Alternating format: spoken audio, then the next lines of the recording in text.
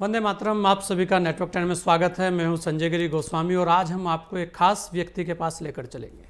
एक ऐसा व्यक्ति जिसके बारे में कहा जाता है कि जिधर चला जाए हजारों की भीड़ जुट जाती है देखने के लिए, और अगर उनके गानों को सुना जाए तो लोग झूम उठते हैं।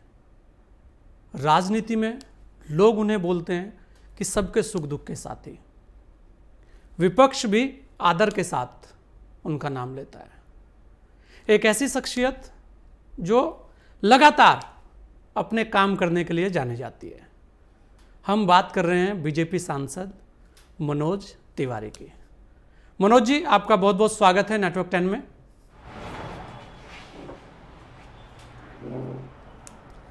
क्योंकि बहुत बहुत धन्यवाद संजय जी। जी मनोज जी, जो लोग देख रहे हैं इसमें नेटवर्क, सबको नमस्कार मेरा।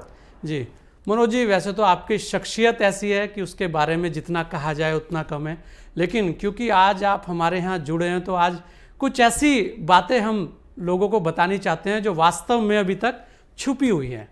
क्योंकि मनोज जी का इतना बड़ा कद है। मनोज जी, लगातार आप प्रयासरत रहे हैं, कोरोना को लेकर भी आपने बहुत अच्छे कार्य किए हैं।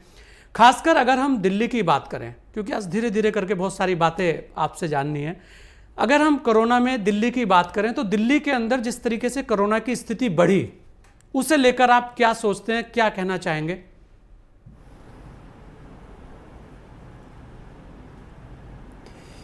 संजय जी, कोरोना एक ऐसी समस्या है जो पूरी दुनिया को अपनी आगोश में ली है। पूरी दुनिया के लोग इससे प्रभावित हुए हैं और बहुत बड़े स्तर पे नुकसान हुआ है।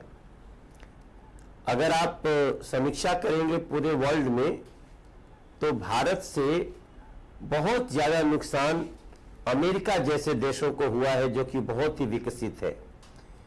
फिर भी हम भारत की बात करेंगे और भारत के साथ साथ हम जहां रहते हैं वो दिल्ली की बात करेंगे।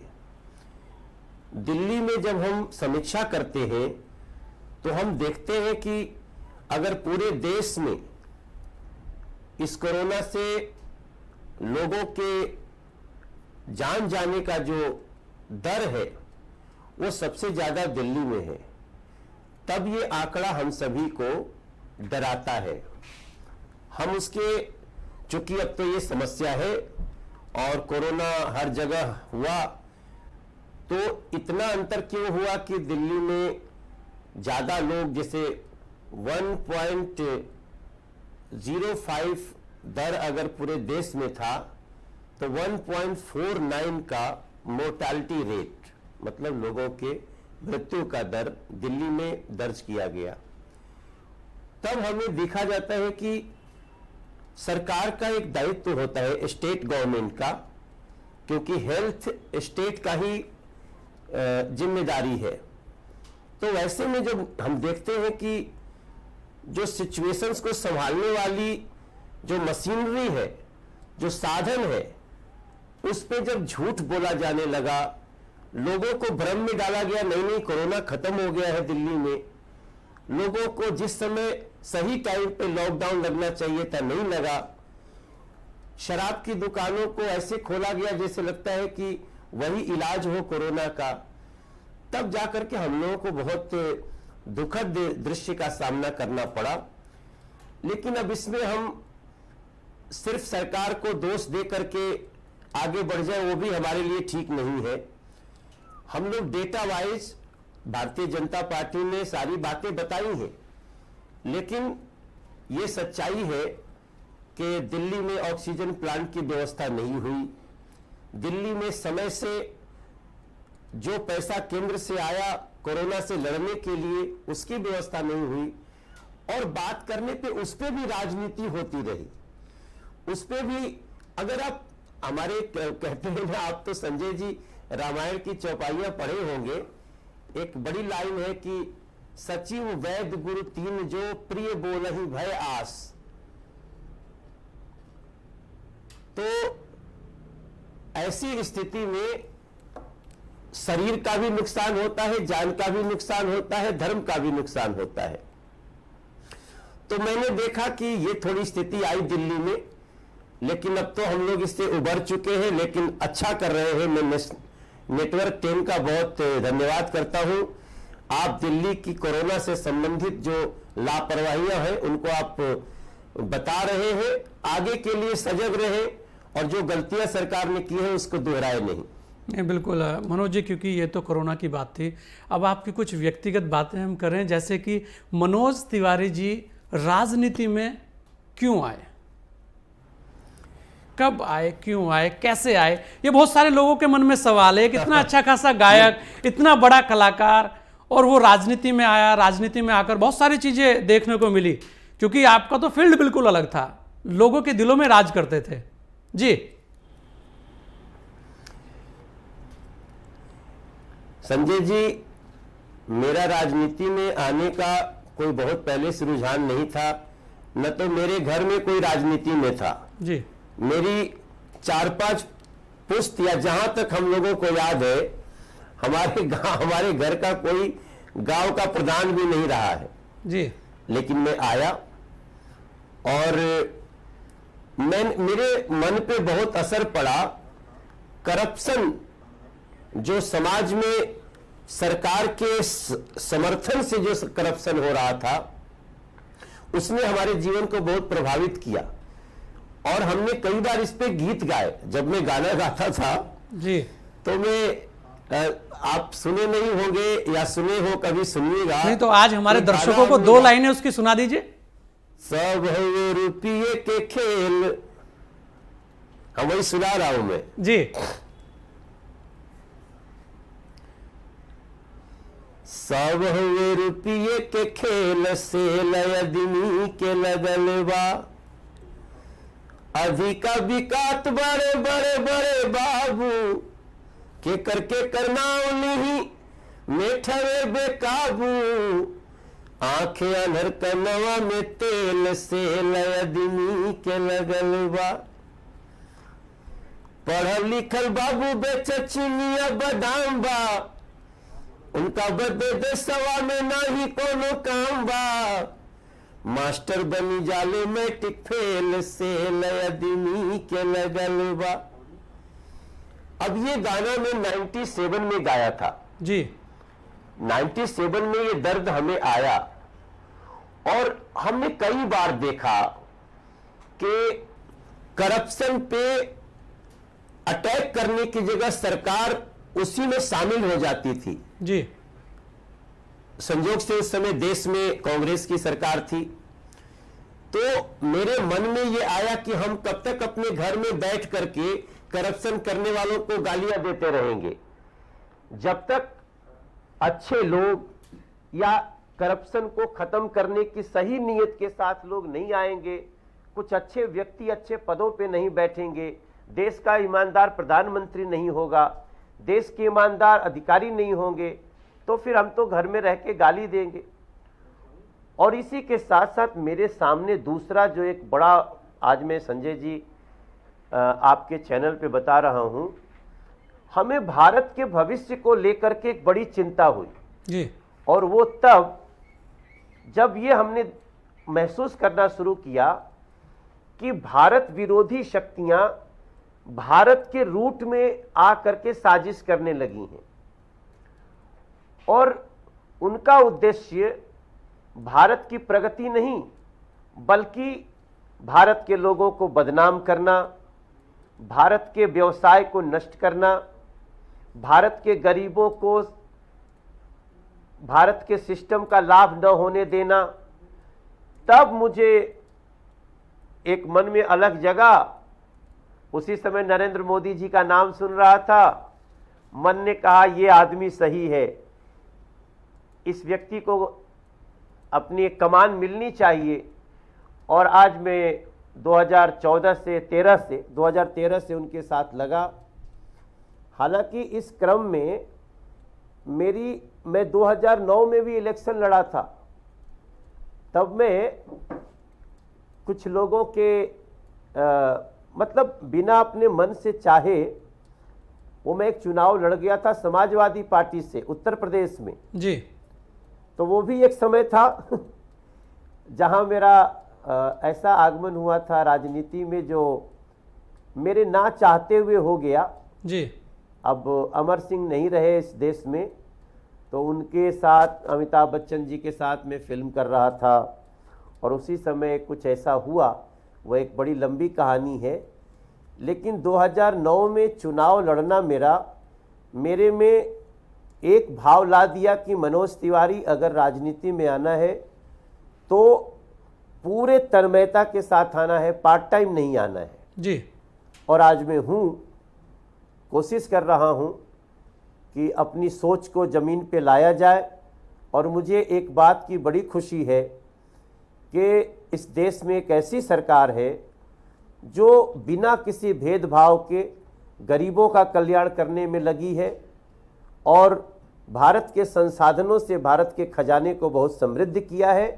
भारत की स्पीड अच्छी है और आने वाले समय में जो भ्रम डालने वाले लोग हैं, साजिश करने वाले लोग हैं, उनके खिलाफ एक अच्छा वातावरण बन रहा है और हमें बहुत संतुष्टि है कि हम कम विकसित होते हुए, विकासशील होते हुए भी हमने कोरोना जैसी बीमारी पर बहुत मजबूती से नियंत्रण करना शुरू किया है। नहीं, बिल्कुल मनोज जी, बहुत अच्छी बातें। देखिए, आज कुछ चीज़ें आपने हमारे सामने रखी।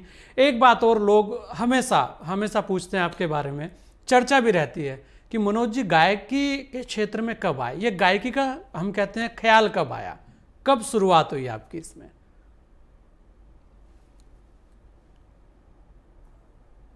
एक्चुअली ये ख्याल मेरे दिमाग में ग्रेजुएशन करने के बाद आया। मैं 1992 में काशी हिंदू विश्वविद्यालय से ग्रेजुएट हुआ जी। मैं हिस्ट्री ऑनर्स से, पॉलिटिकल साइंस और सोशियोलॉजी से मैं ग्रेजुएशन हूँ, स्नातक हूँ जी।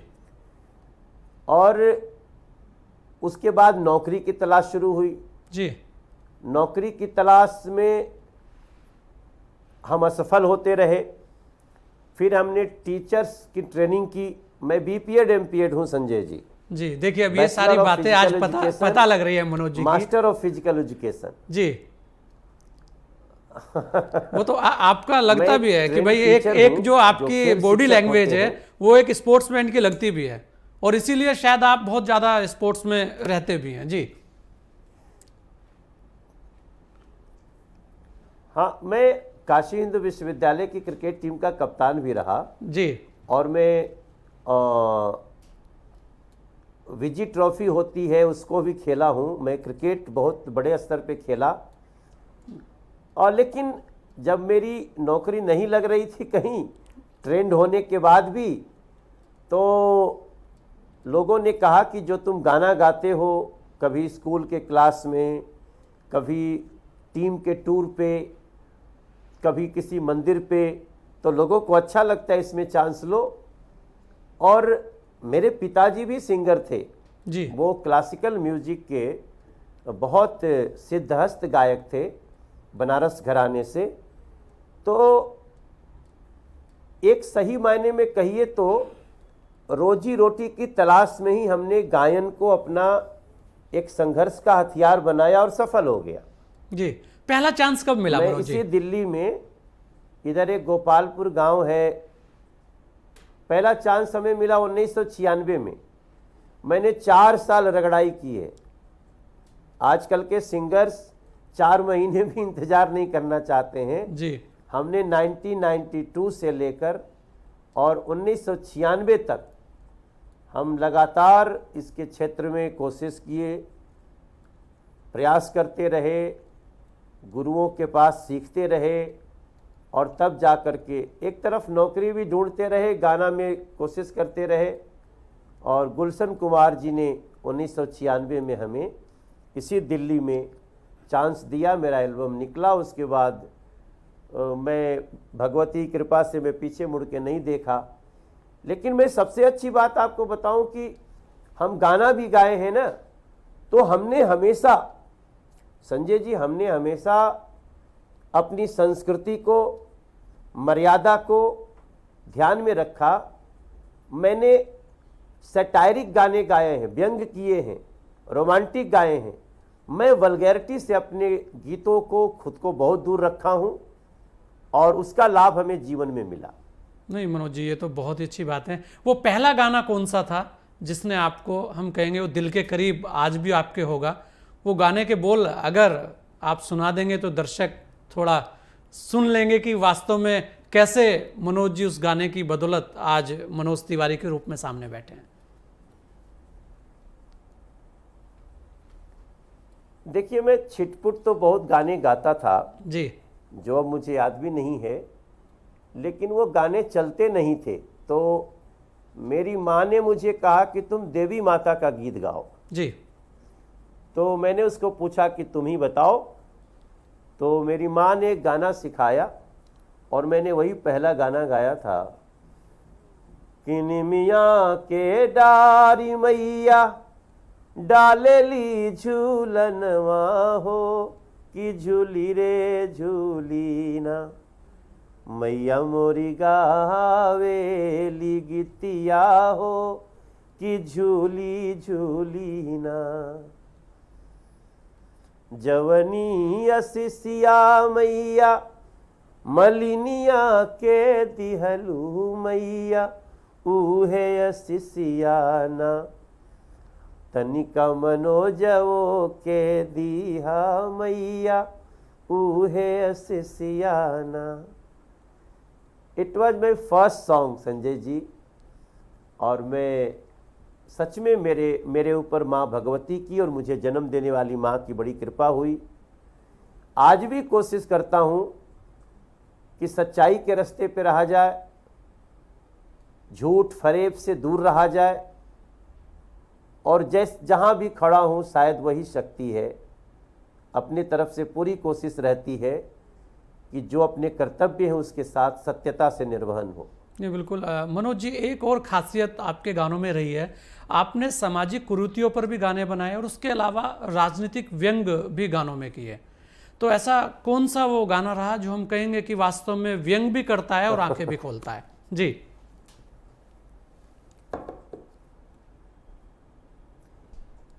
देखिए, मैंने 3-4 ऐसे व्यंग किए जो बाद में कानून बन गए। जी जैसे एक बार हमने भ्रूण हत्या पे गाना गाया। अब कोई गायक सोच नहीं सकता था कि ये भोजपुरी का लोकगीत गायक ये भ्रूण हत्या पे गाना गा रहा है। मैंने गाना गाया था, अगिया दहेज के कैसन तेज हो गईल, बेटी जन्मावल परहेज हो गईल। अब मुझे क्या पता था कि एक दिन एक नरेंद्र मोदी नाम के प्रधानमंत्री होंगे और बेटी बचाओ बेटी पढ़ाओ एक मंत्रालय बनेगा, जी एक डिपार्टमेंट बनेगा, एक सरकार की योजना बनेगी। मैंने गाना गाया था गंगा को बचाने के लिए कि गंगा मैया के समैया से बचा ले भैया, भारत के कल्याण चाहे तो।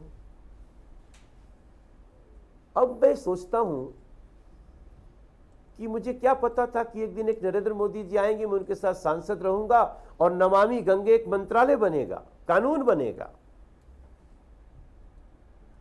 तो ऐसे कई, मैंने गाना गाया था लाल बत्ती के ऊपर। जी, लाल बत्ती आज गायब हो गई। नियम का बघार ताड़ो, रास्ता छोड़ो मंत्री जी के गाड़ी आवता, सड़क खाली कर राजा के सवारी आवता। मैं देखो, मतलब मंत्री जी फीलिंग लाइक किंग, राजा आ रहे भैया। अरे लाल बत्ती देखत नहीं खा, लाल बत्ती कैसन भक भकात बा। अब मुझे कितनी खुशी होती है, मैं उस सरकार का, मैं उस टीम का हिस्सा हूं जिसने लाल बत्ती को समाप्त कर दिया, वीआईपी कल्चर को समाप्त किया। तो बड़ी बड़ी खुशी की बातें हैं। बिल्कुल, और बहुत सारी चीजें होने वाली हैं। जी मनोज जी, अगर देखें क्योंकि लोकगीत, लोक कला, लोक संस्कृति इसकी बात होती है, लेकिन आज धीरे धीरे कर वो विलुप्त होते जा रही है। उसे लेकर क्या प्रयास होने चाहिए। और आप क्योंकि लगातार उसके लिए सक्रिय रहे हैं और आप जीता जागता उदाहरण है उसका, इसलिए बहुत सारी बातें आप इसे जान लेते हैं कि उसे संजोने के लिए क्या होना चाहिए। और जो हमारे लोक कलाकार हैं उन्हें वास्तव में वो मंच नहीं मिल पा रहे जिस तरीके के मंच मिलने चाहिए थे, उसके लिए क्या प्रयास होने चाहिए।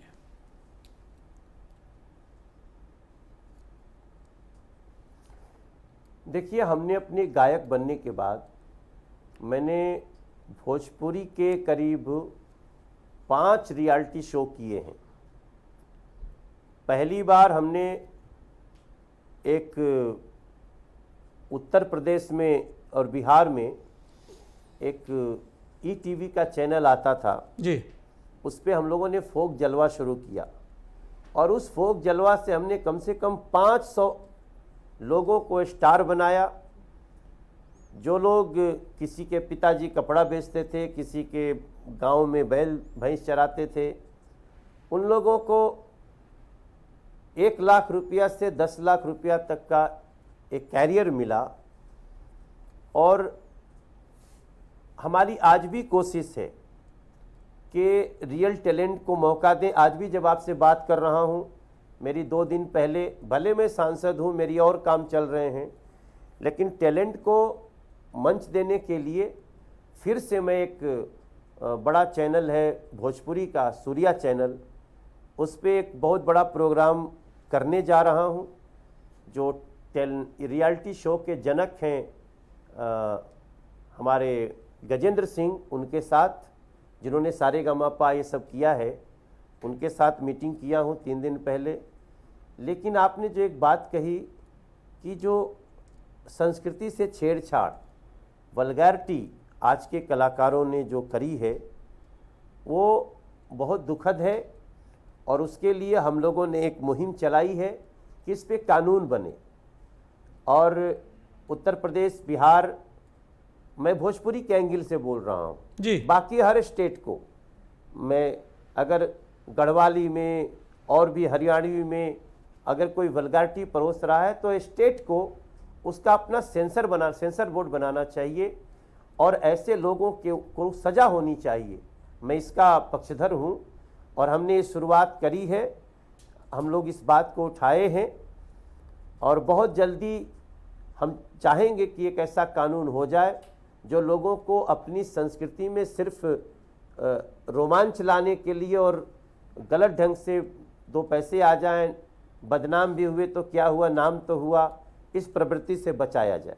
जी मनोज जी, अगर देखा जाए भोजपुरी फिल्मों की बात हुई है तो अपने आप में बहुत बड़ी मार्केट है, लेकिन जिस तरीके से हम देखें, एक बहुत बड़ा, हम आज ये कहेंगे कि हिंदी फिल्में की बात करें मुंबई की, तो बहुत सारे अवार्ड, बहुत सारी चीज़ें चलाई जाती हैं, बहुत सारे आपने भी देखे हैं, आपको भी बहुत सारे अवार्ड मिले हैं। लेकिन जब भोजपुरी फिल्म इंडस्ट्री की बात आती है तो कहीं ना कहीं 2म दर्जे में उसे गिन दिया जाता है। और जबकि आज की तारीख में अगर हम देखें तो सबसे बड़ी एक मार्केट है।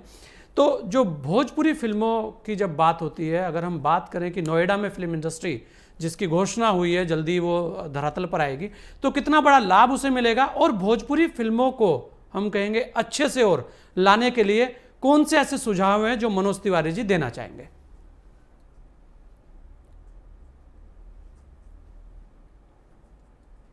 नोएडा की जो फिल्म सिटी का कॉन्सेप्ट है वो इस पूरे देश के लिए बहुत बड़ा क्रांतिकारी परिवर्तन सिनेमा के क्षेत्र में लेके आने वाला है। और इसके लिए उत्तर प्रदेश सरकार का और नरेंद्र मोदी जी का इसके लिए मैं बहुत धन्यवाद करता हूं। इससे देखिए, लोकल बहुत टैलेंट्स हैं।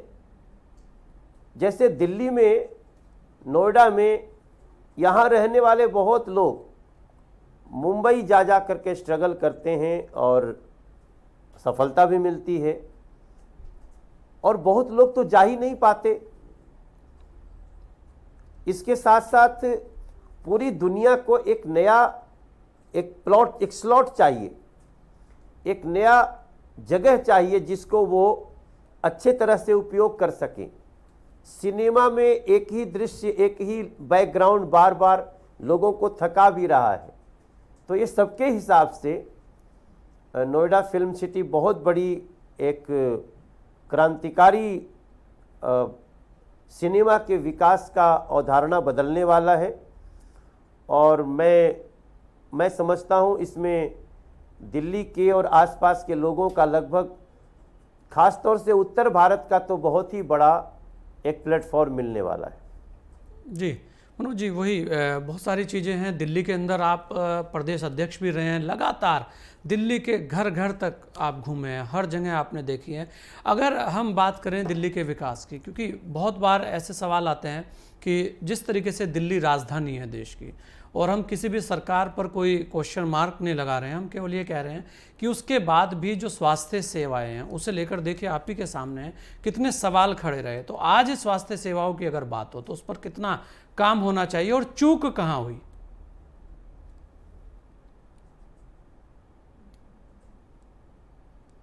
देखिए, दिल्ली के साथ एक छल हो रहा है और ये छल बहुत ही बीभत्स है, बहुत डरावना है। क्योंकि दिल्ली में जो वर्तमान में सरकार है, वो सरकार एक तो झूठ में अपने को प्रसन्न रखती है, जिससे दिल्ली के लोगों का नुकसान हो रहा है। दिल्ली में ये जो नई सरकार है, जो पिछले लगभग 7 साल की, 6.5 साल की या 7.5 साल की हुई है, इस सरकार ने लगातार कहा यमुना जी साफ होंगी, बस मुंह से कह देते हैं। जैसे लगता है ना कि इनकी जीभ बहुत लंबी है, बोलते जाओ, और चुनाव के समय कुछ ऐसी लोक लुभावन बातें कर दो, कुछ लोग उसमें चले जाते हैं, कुछ लोग, अब वो अपने अपने ढंग से छल कर लिया जाता है।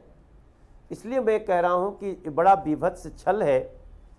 लेकिन आप सोचिए, इतने बड़े कोरोना संकट में वर्ल्ड क्लास मोहल्ला क्लिनिक, वो मोहल्ला क्लास भी नहीं दिखे।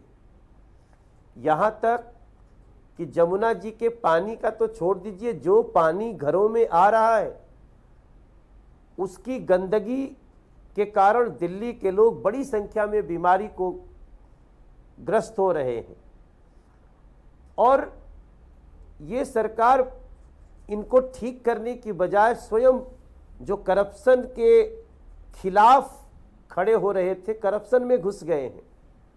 इनके विधायकों का एक एक कृत्य देखा जाता है। वो मतलब ऑक्सीजन भी आया तो अपने घर में छुपा लिया, लोग मरते रहे। बहुत दुखद।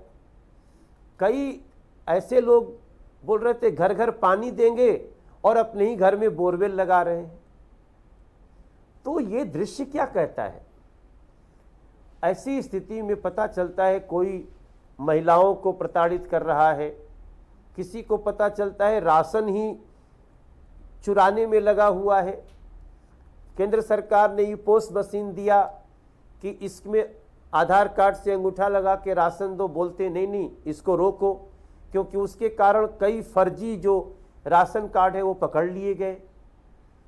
तो हम जो ये बातें बोल रहे हैं, अगर अरविंद केजरीवाल जी भी नेटवर्क पे का ये वीडियो देखें तो उनको हमको गाली देने की बजाय क्या इसको एड्रेस कर सकते हैं। ऐसी स्थिति में मैं देख रहा हूं अस्पतालों में जो कुत्ते के टीके लगते हैं उसको भी पैसे ले लेकर के दे रहे हैं। सिविल डिफेंस के नाम पे लोगों से लूट हो रही है। तो दिल्ली ने तो ये कल्पना नहीं की थी। सड़कें टूटी पड़ी हैं, आप फ्लड के नाले जाकर के चेक कर लीजिए तो आपको क्लोरोफॉर्म सुंघाने की जरूरत नहीं पड़ेगी, ऐसे आदमी गिर के बेहोश हो जाए। तो ये सारी चीजें दिल्ली इसकी हकदार है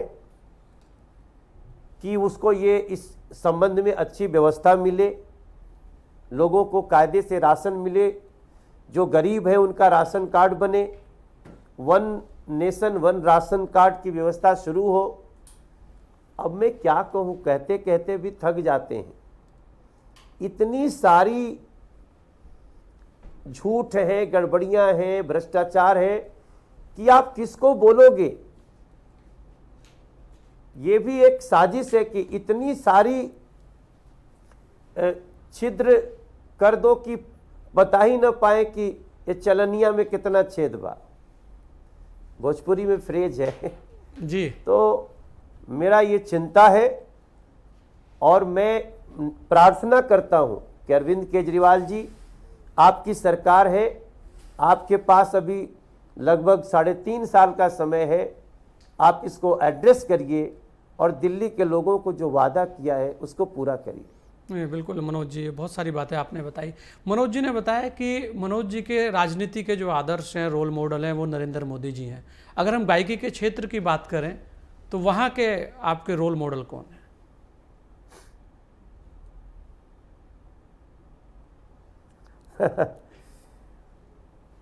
नहीं, गायकी में हमको, जैसे मैं मुकेश जी को बहुत एक रोल मॉडल की तरह देखता हूँ। मुकेश जी जो सिंगर थे जी। रफ़ी साहब को मैं बहुत, मोहम्मद रफ़ी साहब को बहुत आदर्श की तरह देखता हूँ और उनसे बहुत कुछ गाने का शैली सीखा भी। और हमारे जो गुरु जी हैं, जो उन्होंने मुझे सिखाया,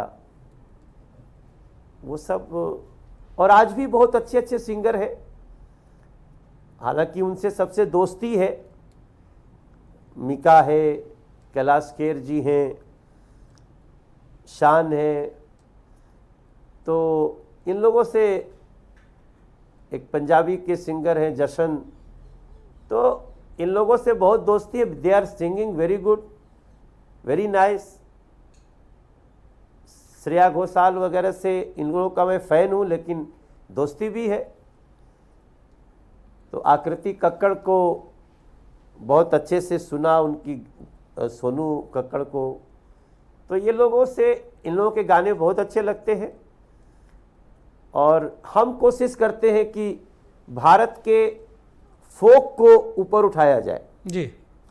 क्योंकि भारत का फोक उठेगा तो भारत की संस्कृति उठेगी, और भारत की संस्कृति को उठाने के लिए ही हम राजनीति में भी हैं। बिल्कुल मनोज जी, ये तो बहुत ही बढ़िया बात है, और क्योंकि आप लगातार लोक गायकों के पक्षधर रहे हैं और लगातार उठाते रहे उनकी समस्याओं को भी। अगर हम बात करें मनोज जी, क्योंकि बहुत सारी बातें आपने बताई, बहुत सारी ऐसी जानकारी भी आ जाई जो वास्तव में सामने आनी चाहिए थी। मनोज जी, आज की जो राजनीति है उसे लेकर अगर व्यंग में कुछ कहना चाहेंगे तो कौन सा ऐसा गाना होगा जो वास्तव में उस राजनीति का एक आईना होगा?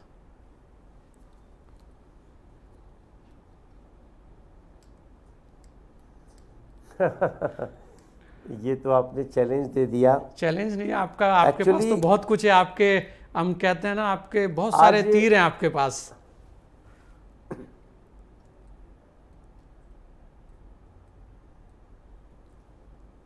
नहीं, हमारी कोशिश रहती है, जैसे एक बहुत अच्छा गाना है जिसको कभी दिल्ली के मुख्यमंत्री ने गाया था जी। उन्होंने गाना गाया तो मुझे बड़ा अच्छा लगा। मुझे लगा कि अगर ये आदमी ये गाना गा रहा है तो ये न्याय करेगा। बेशक हम अलग पार्टी से हैं, हम चुनाव लड़े, जो भी हुआ, तो उन्होंने गाना गाया था कि इंसान का इंसान से हो भाईचारा, यही अरमान हमारा, यही अरमान हमारा। अब इंसान का इंसान से अगर भाईचारा है तो कोरोना में मरे हुए डॉक्टर में एक विशेष धर्म के व्यक्ति को ही 1 करोड़ क्यों देते हो? ये कहां गाने से और व्यवहार से मेल कहां खाता है? अगर आप कहते हैं कि इंसान का इंसान से हो भाईचारा, यही अरमान, तो फिर आप अगर मोहम्मद अखलाक के घर जाकर के 1 करोड़ दे सकते हो तो अंकित सक्सेना को भी देना चाहिए, जिसको कुछ लोगों ने सड़कों पे, एक विशेष कम्युनिटी के लोगों ने घेर के मार दिया। उस समय आपकी ये इंसानियत कहां चली जाती है? अगर आप इंसान का इंसान से हो, भाईचारा आप गाते हो, अगर सच में आपके दिल में है, तो 5 लाख रुपया दिल्ली के लगभग 55 लाख लोगों को आयुष्मान योजना के तहत स्वास्थ्य में मिलने को तैयार है, देने को तैयार है केंद्र सरकार। आप उसको कैसे रोक देते हो? तब मुझे लगता है कि ये गाना सिर्फ हाथी की तरह दांत दिखाने के लिए है, और ये गाना आज बहुत बड़ा व्यंग बना दिया है उन्होंने, जो कि इस देश के करोड़ों शुद्ध हृदय लोगों ने बड़े भाव से गाया होगा, लेकिन पहली बार धोखा देने के लिए किसी ने गाया, ये सोच के मैं दुखी होता हूँ। बिल्कुल मनोज जी, क्योंकि आपके बहुत ज़्यादा फॉलोअर्स हैं और पूरे उत्तर भारत की अगर बात करें तो यहाँ तो आपके दीवाने हैं लोग। एक अपील, आप उनसे क्या करना चाहेंगे कोरोना को लेकर, और क्या कहना चाहेंगे आप?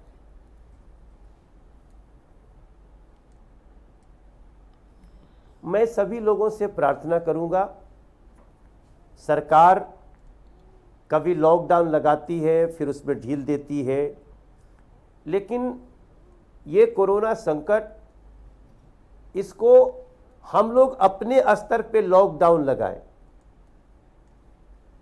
हम लोग जब भी भीड़ में जाना हो मास्क लगाएं, कोशिश करें थोड़ी दूरी से चलना पड़े, और अगर जरूरी नहीं है तो हमें अपने घर में रहना चाहिए। बेशक लॉकडाउन खुल जाए, कभी कभी मन उचटता भी है लगातार घर में रहने से, तो हम निकल के वहां जाएं जहां भीड़ भाड़ ना हो। किस प्रकार से स्वयं की सतर्कता रखें, ये बहुत जरूरी है। आप सिर्फ सरकार के भरोसे नहीं कि सरकार ने लॉकडाउन खोल दिया तो कोरोना खत्म हो गया। अभी हमारे ऊपर कोरोना के तीसरी लहर का बहुत भारी खतरा है। तो आप सभी से अपने इम्यून सिस्टम को बढ़ाएं, नेचुरल चीज़ें खाएं, ये जो ज़्यादा मिलावटी चीज़ों से थोड़ा परहेज हो, और अपना डॉक्टर खुद बने, क्योंकि हमारा सबसे बड़ा डॉक्टर प्रकृति है, और प्रकृति के करीब जाएं, जल संरक्षण करें, पौधा लगाएं, ये सब खुद डॉक्टर बना जा सकता है।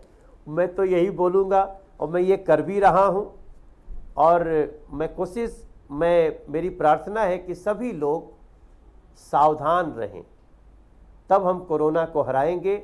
क्योंकि अगले 1-1.5 साल और भी हमें इससे सतर्क रह के चलना ही पड़ेगा, और वैक्सीन जरूर लें। वैक्सीन पे बहुत राजनीति भी हुई, लेकिन सब वो उसको छोड़ दीजिए। वैक्सीन कोरोना से बचाव का सबसे बड़ा अस्त्र है। 21 जून से बिल्कुल स्मूथ हो जाएगा वैक्सीनेशन। आज नहीं तो कल, नहीं तो परसों अपने बारी का इंतजार करें, और वैक्सीन लगाकर कोरोना को हराने में देश का और राज्य का मदद करें। बिल्कुल मनोज जी, एक गाना उन कोरोना वॉरियर्स के लिए जो आप, क्योंकि लगातार दिल्ली के अंदर घूमते रहे हैं, आपने देखी है स्थिति, पुलिस की भी, डॉक्टर्स की भी, आपने बहुत मदद की है लोगों की, तो सारी स्थिति परिस्थितियां आपने देखी है, वहां पर गए हैं। उसे देखते हुए उन बहादुरों के लिए जिन्होंने हमारी जान बचाई है, अपनी जान को हम कहेंगे जोखिम में डालकर,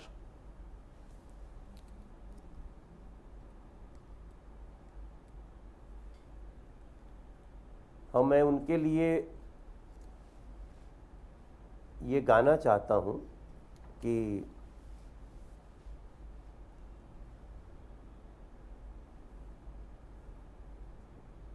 देखिए, एक बहुत प्रसिद्ध गाना है जी, ऐ मेरे वतन के लोगों। मैं इसी में कोशिश करूँगा थोड़ा सा आज के महत्व को दर्शाते हुए। जी, ऐ मेरे वतन के लोगों, है विश्व पे संकट भारी, जो शहीद हुए हैं फ्रंट वॉरियर्स,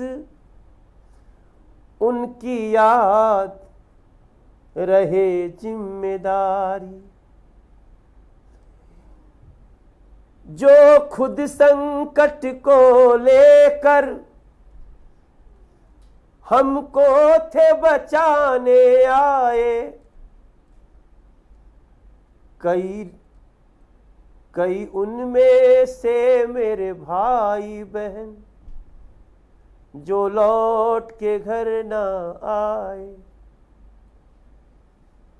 हम याद रखें वो कुर्बानी, छोड़ो न कभी सावधानी। जो शहीद हुए हैं उनको हम याद रखेंगे जुबान। ऐ मेरे वतन के लोगों, है विश्व पे संकट भारी, हम स्वयं सतर्क रहेंगे, ये हम सब की है जिम्मेदारी।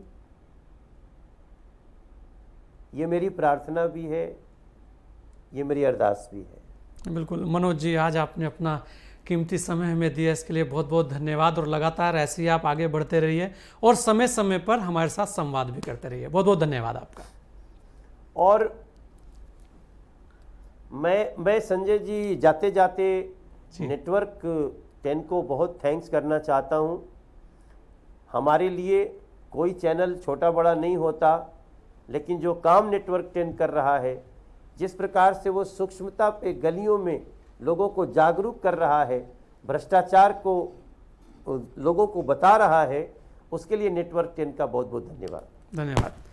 तो ये थे हमारे साथ बीजेपी के तेज तर्रार सांसद मनोज तिवारी जी। इनके बारे में जितना कहा जाए उतना कम है। अपने आप में एक बड़ी शख्सियत है। उन्होंने भी कहा कि सावधानी रखिए, आप सावधानी रखेंगे, संयुक्त रूप से प्रयास करेंगे तो इस कोरोना जैसी महामारी से जीत जाएंगे। इस खास मुलाकात में इतना ही। दीजिए मुझे इजाज़त। जय हिंद।